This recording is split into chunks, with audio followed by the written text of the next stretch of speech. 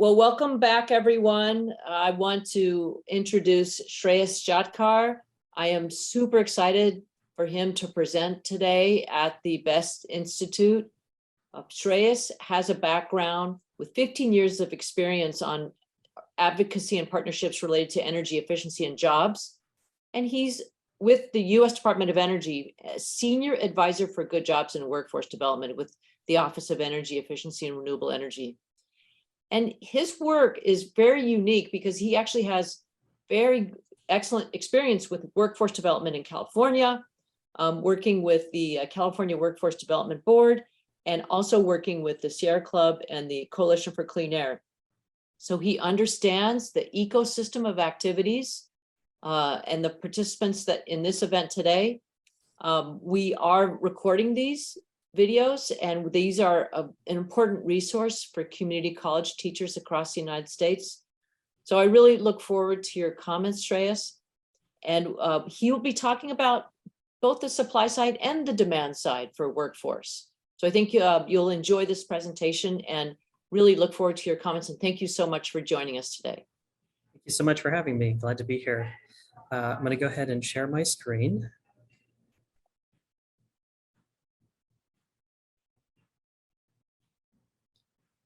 Okay, great. Well, yes, thank you again for having me. And as Marianne mentioned, my name is Shrayas Jatkar with the Office of Energy Efficiency and Renewable Energy at the Department of Energy. That's kind of a mouthful. But one thing I did wanted to share about myself and my background at the top is that building efficiency is very close to my heart. I had a chance to work on building codes, energy codes in particular, when I worked for the National Sierra Club in New Mexico about a decade ago. And for a brief moment, we had some of the most energy efficient building codes in the nation. And unfortunately, a change in administration undid that work. But I learned a lot, continue to be very passionate about making sure our buildings are efficient and using as little energy as possible. And as you heard, I also have a background in workforce development and really have been thinking about the intersection of our clean energy and labor policies for quite some time. Just to share a very brief background or overview of where I work within the Department of Energy. Our office is essentially the clean energy R&D wing of the department. And our goal here is really to help reach our clean energy transition in an equitable manner and do so in a way that creates high quality jobs. And so with that, really, I'll just say that the sort of central thesis of this talk is this, that the building efficiency industry, which I think includes all of us, must address the quality and the accessibility of jobs in order to attract and retain a skilled and diverse workforce. Attention paid to education and training is only half the battle. So with that, I'll get started here. So, the first thing to say is that very often, perhaps too often, when we think about solving workforce challenges, we jump to education and training. And this is true in many industries, not just in building efficiency. And please know that I do think education and training are very important. They're absolutely critical, of course. But what I mean to say is that education and training alone cannot solve our workforce challenges in the building efficiency sector. And I like to think about this, as many others do, in terms of sort of push and pull factors. And on the sort of push side, on the supply side of the labor market is where we think about workers and the institutions that educate and train them, right? And so if you think about that as a push factor, right? The education and training provided and the skills and knowledge gained by workers really helps to encourage and guide people into labor markets or push them into labor markets. But this is really just one half of the equation, working really, again, on the supply side of the labor market.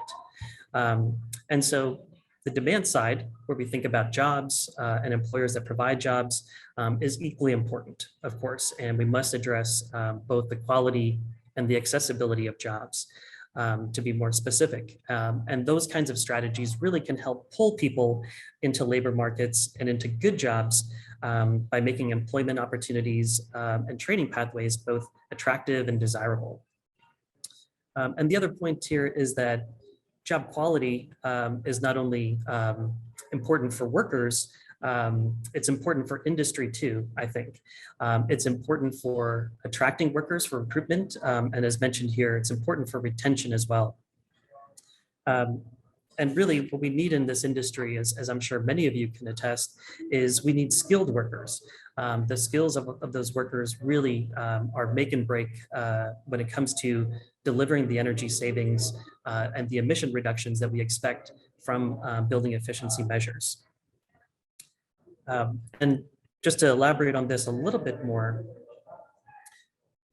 of course, the old adage, sort of like too much of anything can be bad. We need to just keep in mind that, if we focus too much on training, if we flood the market with workers, that can actually have adverse effects. It can depress wages. It can lead to disillusionment of workers. And I think this is particularly important when we think about disadvantaged communities of various kinds. And really, we should take a lesson from the federal stimulus over a decade ago, where there was a large influx of funding for quote unquote green jobs training, which didn't pan out on the demand side of the labor market. And in what occurred was a lot of disillusionment in communities for this notion of green jobs. So we need to keep that in mind. And again, just to sort of repeat here that, again, this is not an either or, but again, these are two complementary processes.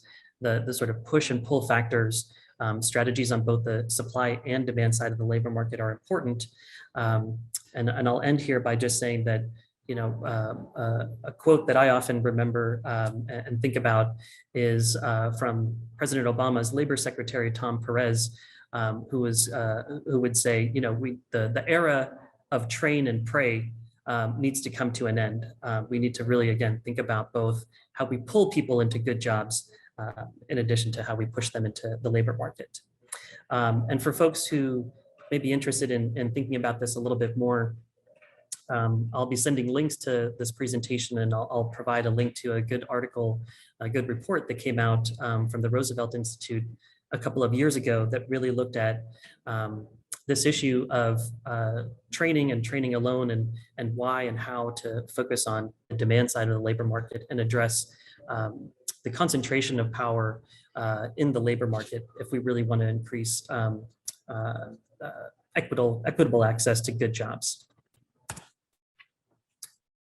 So when we talk about job quality, it's important to be mindful that it refers to much more than just wages and benefits. And as you can see from this slide, this is an example or representation here of 8 drivers of job quality as defined by the US Departments of Commerce and Labor as part of the administration's Good Jobs Initiative. And I know that there's a lot of information here. I'll just give folks a minute here to just kind of scan through these different drivers of job quality. And again, I'll provide a link so that folks have access to sort of much more information about this, but I'll just pause for a few seconds just so folks can take a scan of all that's here.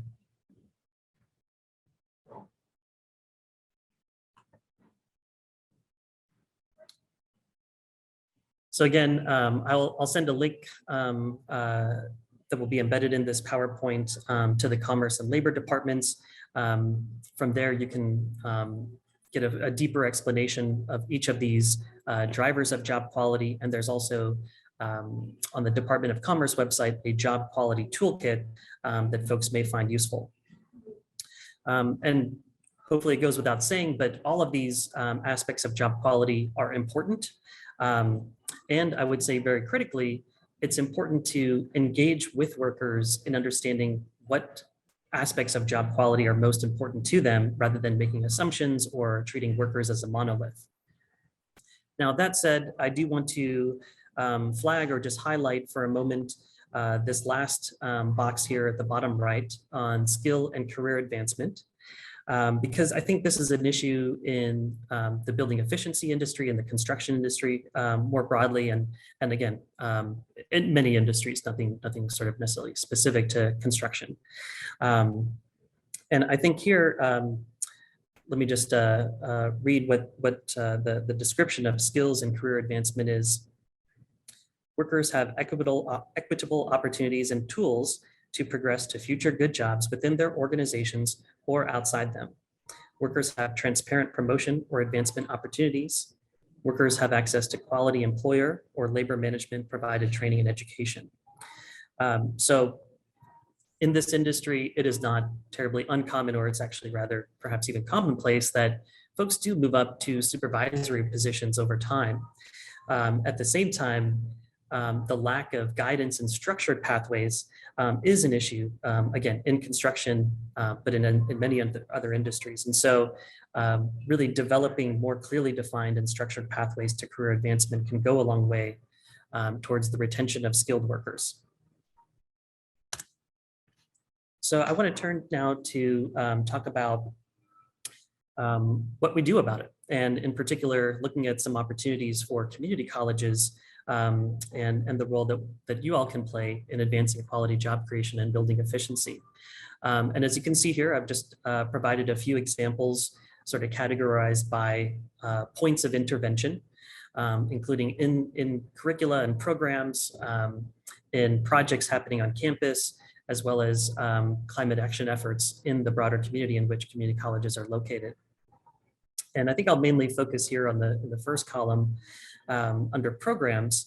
And as you can see, strategic partnerships with industry, by which I mean both employers and labor, are critical. Not necessarily more partnerships, but more strategic partnerships. And what I mean by that is, again, thinking about job quality specifically, is to think about really being much more discreet in choosing the partners that you work with, screening employers for making sure they are sort of like best in class. We want to develop training solutions for those employers and those segments of the industry that really are best in class. We don't want to.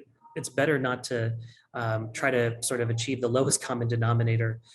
We can do that by screening for labor law violations, employer commitments to workforce investment, as well as commitments to diversity, equity, inclusion, and access.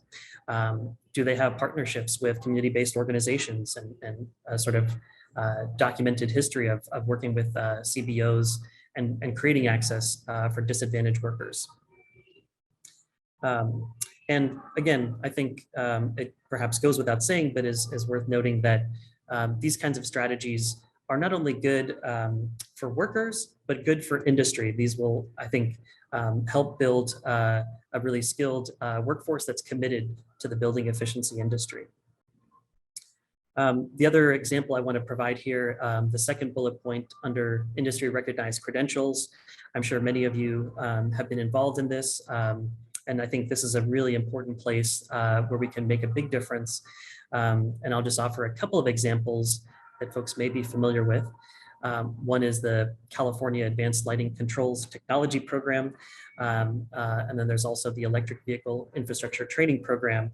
Both of these credentials not only were developed by employers and industry and of course workforce practitioners and education and training entities to make sure that all partners contributed to development of the credentials, but also developing them in a way so that there's actual real labor market value. We don't just need more credentials, we need credentials that actually have labor market value.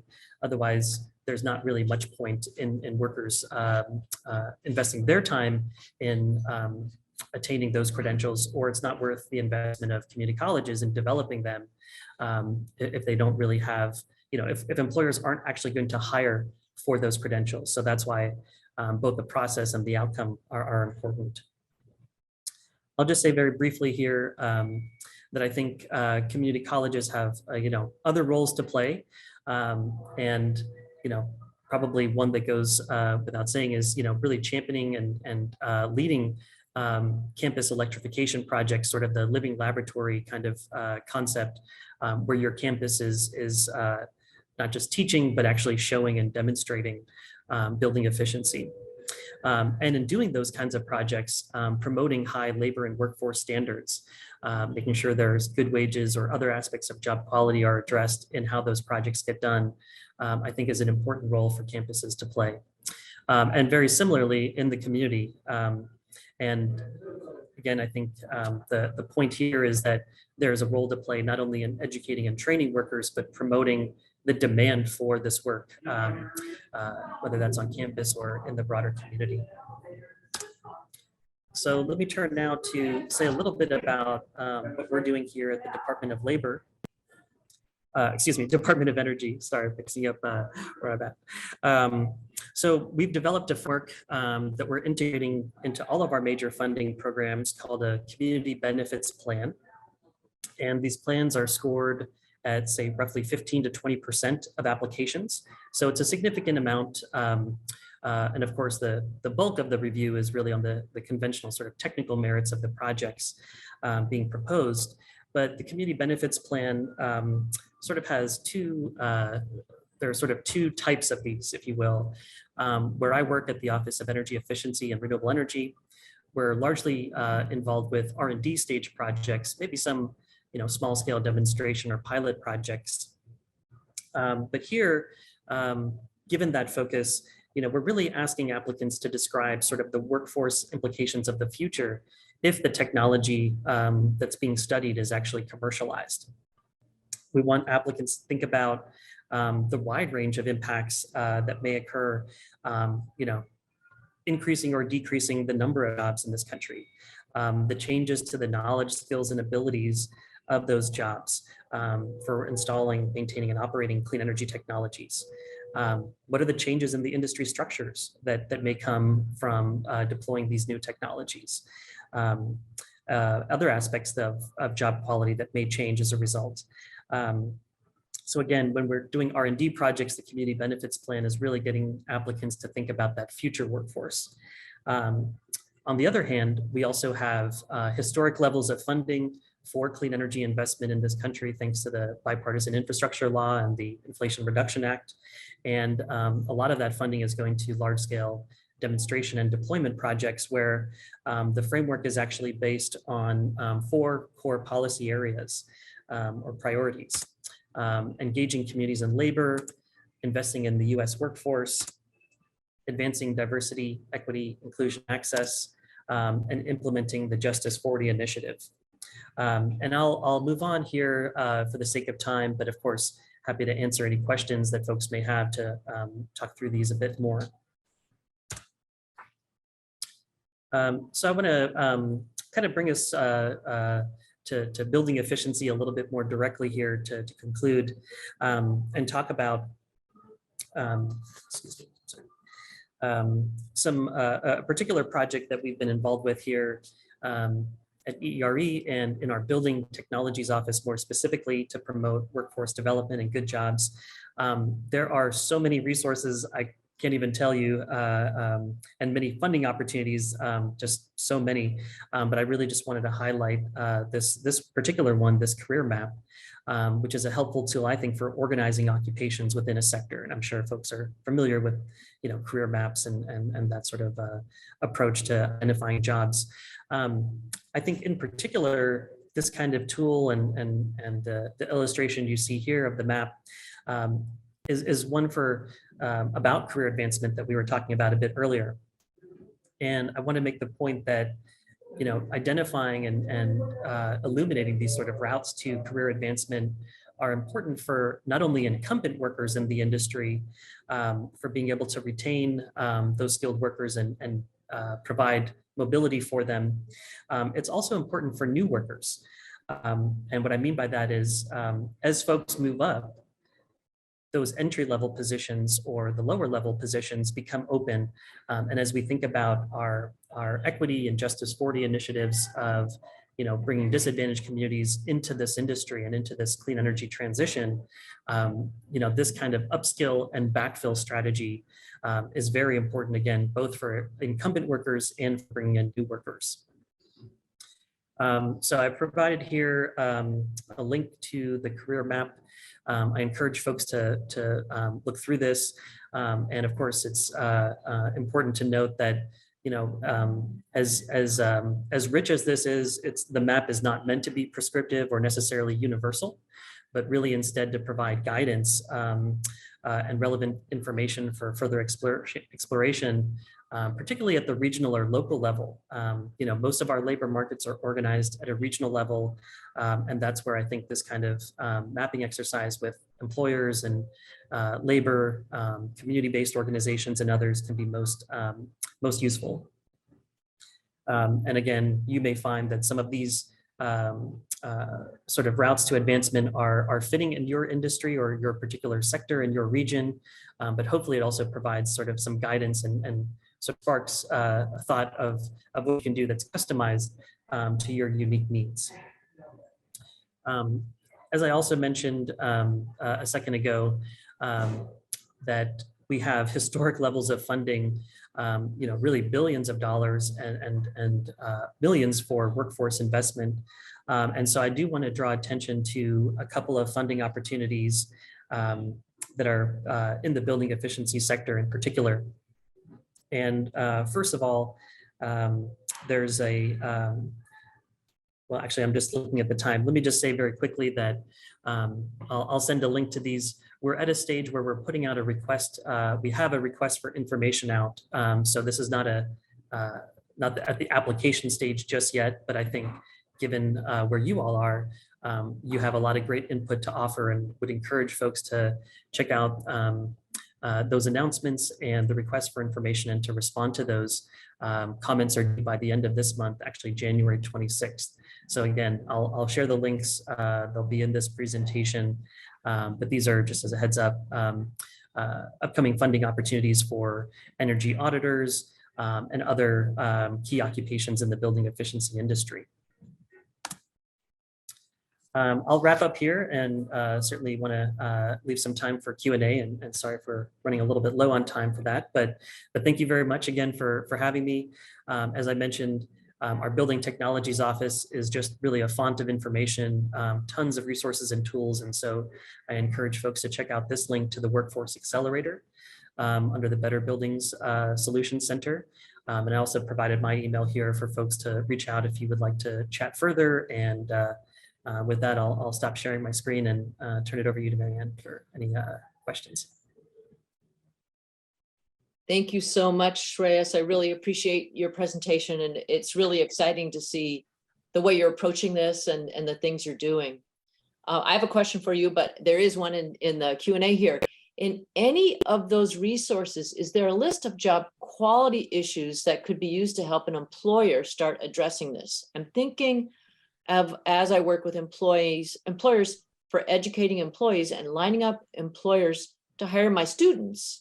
Such a list could be shared with them to help. I think you're going to find that you're going to actually have to probably take a couple of documents and put them together, and you won't find yet something that is really a sort of A to Z kind of listing, but instead, I think the job quality toolkit, which again I'll share a link to, I think probably is the best resource to start developing something like that for your region. And you know, I think as this work continues, I hope that we have sort of more of those kinds of tools available.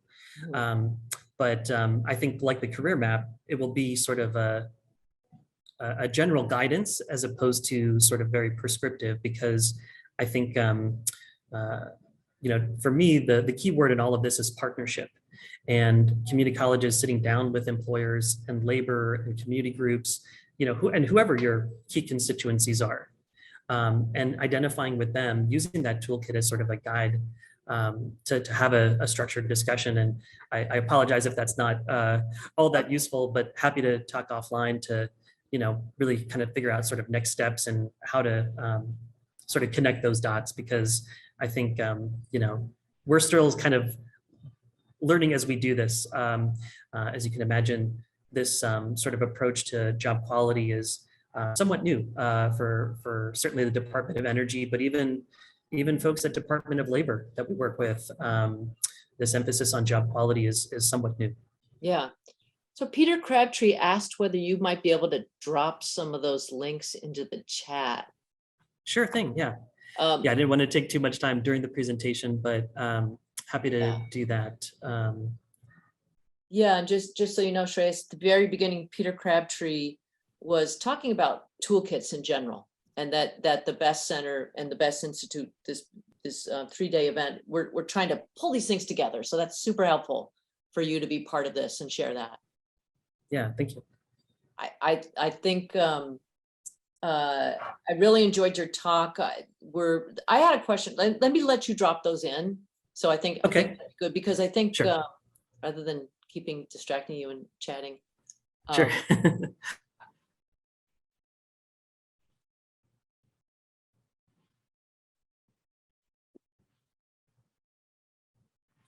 Oh, it says chat may be disabled.